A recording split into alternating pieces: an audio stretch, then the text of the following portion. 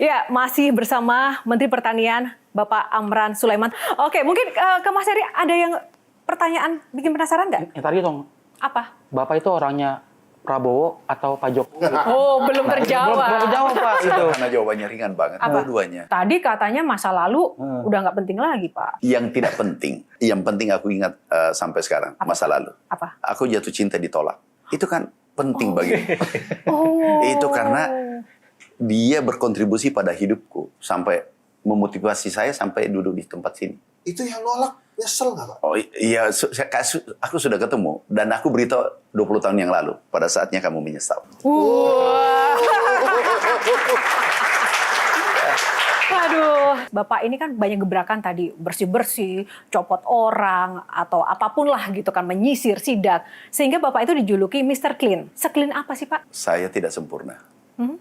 Jadi memang selalu orang mengatakan Mr. Clean, tapi saya tidak. Tetapi di Kementerian Pertanian kami tidak ada kompromi siapapun, termasuk pernah keluarga saya pecat di sini. Jadi meritokrasi, siapa yang melanggar harus ditindak. Nggak boleh mengatakan maaf, ini baru-baru ada anak angkat pejabat besar. Siapa Ini, Pak?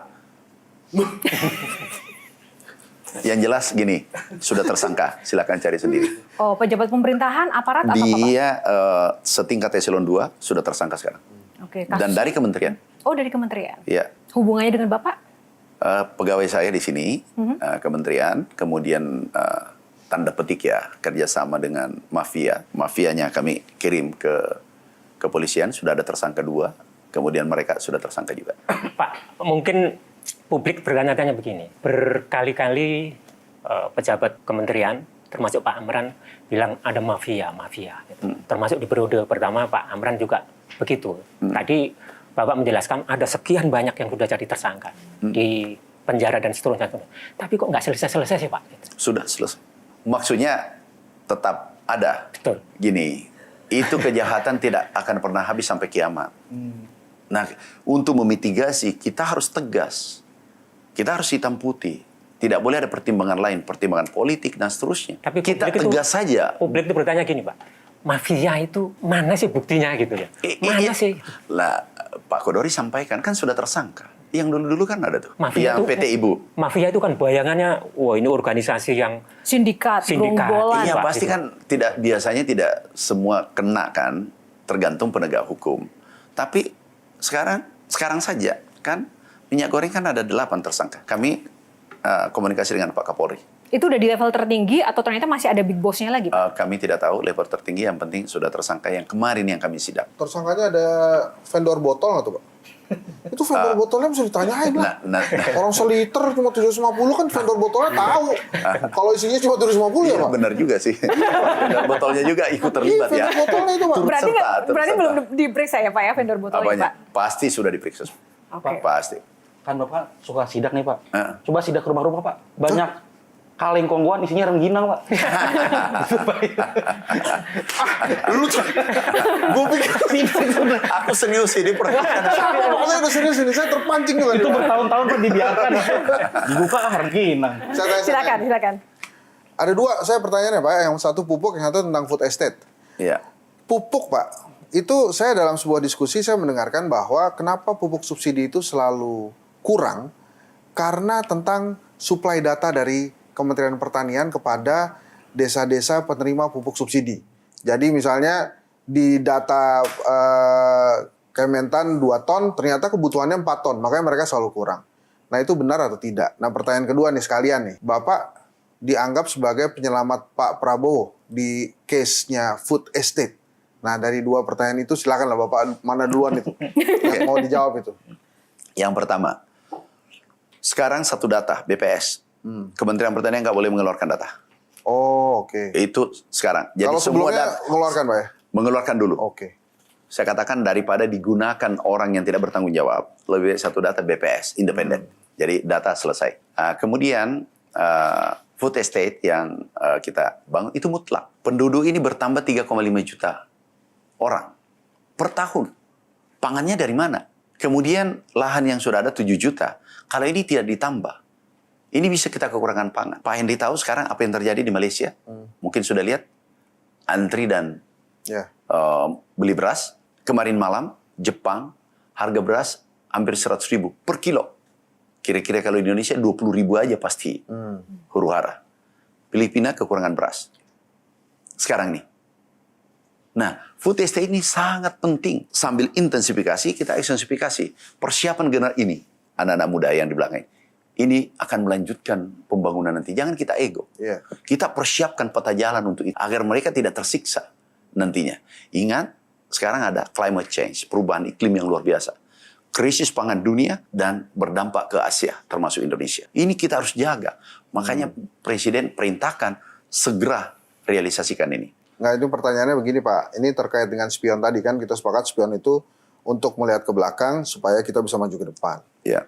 Pak Prabowo ditugaskan oleh Pak Jokowi bikin food estate. Ya. Nggak jalan nih. Datang nih Amran Sulaiman. Ya. Jadi nih barang. Wah, penyelamatnya Pak Prabowo. Makanya kemudian Bapak dipercaya lagi menjadi Menteri Pertanian. Nah, itu bener nggak tuh cerita itu? Ini menarik sekali. Kami dipanggil, bisa bantu nggak jadi menteri? Iya Pak, siap. Terus gimana menjawab food estate yang Kalimantan kan? Ya. Pak harus dijawab dengan kerja. Nggak bisa narasi. Kami ini eksekutor. Kami ini praktisi. Harus kami jawab dengan hasil kerja. Singkat cerita kami panggil semua ahli. Ahli tanah, ahli tanaman yang dari Kalimantan. Kenapa nggak bisa tumbuh? Oh ini Pak susah air, kenapa? Harap Pak gini-gini. Ini Pak, cahaya matahari dan seterusnya. Agroklimatnya penyesuaian dan seterusnya. Oke, sini. Jadi nggak bisa, nggak. Oke, baik. Aku ini baru dilantik 1 hari. Saya ingin 41 hari berhasil. Oh Anda susah, oke. Duduk sebelah sini, yang tidak bisa. Yang bisa sebelah sini. Maksudnya Pak, kamu tidak layak memimpin. Nah, terus? Dia bilang, kalau begitu aku sanggup. Karena dia sudah tahu karakterku. Meritokrasi. Nggak sanggup, minggir. Nakal, minggir. Ke lapangan, tanam, dan seterusnya. Saya katakan, bulan saja orang sudah tanami. Siap ditanami bulan. Apalagi bumi. Ayo kita beresin. 40 hari aku datang. Tumbuh jagung, lebih tinggi dari saya. Subur. Wamenhan datang, penasaran. Diutus oleh Pak Menhan waktu itu, Pak Prabowo. Pak Menhan ke sana, cek langsung. Aku ditanya, kok ini tumbuh, sana tidak tumbuh? Oh ya beda Pak, perlakuannya. Apa? Ini ada ilmunya. Apa ilmunya? Rahasia Pak. Aku didesak. Gimana? Aku bisiki telinga direkturnya. Kalau ini tanaman mati, bersamaan mati karirmu di pertanian. Pak, Dan itu tumbuh. Tapi kenapa beberapa hari yang lalu Ngeri. Pak Amran tuh ngomong food estate gagal Karena wartawannya yang menulis. karena tidak terintegrasi. Yang belakangan Yang saya katakan, nah inilah jangan dipelintir. Ini yang dulu, kenapa gagal proyek 1 juta hektar? Karena pendekatannya tidak holistik. konteksnya masa lalu. Iya, nah ini menarik sekali Pak Kodori pertanyaannya. Dulu di Kalimantan dengan Papua Selatan Merauke, 1 orang mempunyai lahan 400 hektar, 1.000 hektar. Kita cetak sawah nih, baru tinggalkan. Kalau mau pakai manual, cangkul, itu 20 tahun itu diselesaikan. Ini jadi hutan kembali nih. Apa yang dimaksud holistik? Mulai dari pembibitan, penanaman, panen, penyimpanan, semua menggunakan teknologi tinggi sejajar dengan negara maju Amerika. Dan itu yang dilakukan sekarang. Itu yang dilakukan sekarang dan alhamdulillah sekarang sudah panen. Oh, kenapa Hari? Mewakili milenial ya. Tadi mau bicara tentang mewakili boomers ya. Tadi kan dibilang ketahanan pangan apa di Malaysia atau di mana tadi yang krisis gitu Filipina. kan? Ya, Filipina, Filipina, itu kan. Jepang. Kalau di Indonesia kan takutnya kan gara-gara milenial nih yang nggak mau turun ke sawah. Kan. Menarik nih. Ya Oke. itu kan petani sekarang tuh ya udah uzur-uzur lah, masih Iya. ngakul segala macam gitu Oke. kan. Kenapa nggak tertarik gitu? Atau mungkin nggak sih kalau gagal panen itu kan salah satu kendala juga tuh takutnya wah gagal panen malas bertani gitu. Mendingan yang dagang aja gitu. ini. Itu ada nggak sih di pertanian itu kalau gagal panen itu dapat asuransi gitu Pak? Itu kami yang terapkan pertama asuransi. Tapi yang menarik pertanyaannya milenialnya. Milenial tidak akan turun ke sawah bertani kalau tidak menguntungkan dan tidak menggunakan teknologi tinggi. Betul. Karena nggak mau Dua. kotor, kesannya seperti Iya. itu ya. Nah, Dan masih belum bergengsi menurut Ya, milenial. sekarang kami transformasi pertanian tradisional menuju modern. Dan pakai drone, GPS. Makanya ketemu Traktornya Pak jalan Ganjar sendiri. ya, Pak, kemarin, Pak. Sekarang yang mendaftar tahu nggak?